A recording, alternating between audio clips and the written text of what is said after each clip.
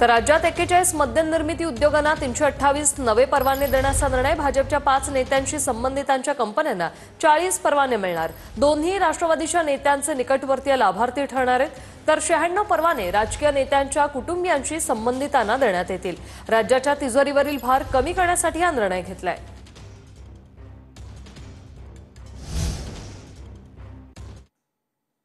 नवे परवाने राजकीय नेत्यांच्या घरात माजी मंत्री बळीराम हिरेंचा मुलगा प्रसाद हिरेंच्या डेल्टा डिस्टिलरीज या कंपनीला परवाना मिळणार।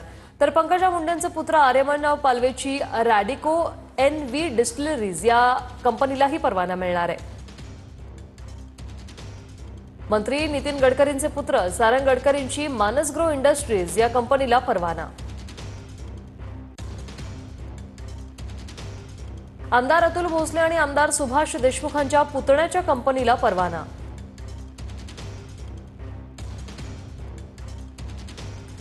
लोकमंगल माऊली इंडस्ट्रीज कंपनीला नवा परवाना देणार।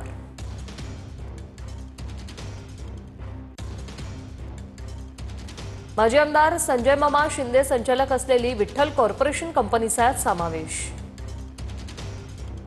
आमदार राजन पाटलांचे व्यावसायिक भागीदार असलेली नक्षत्र डिस्टिलरीज अँड ब्रुवरीजला परवाना। जय पवार यांचे व्यावसायिक भागीदार असलेल्या 2 कंपन्यांना नवे परवाने मिळणार।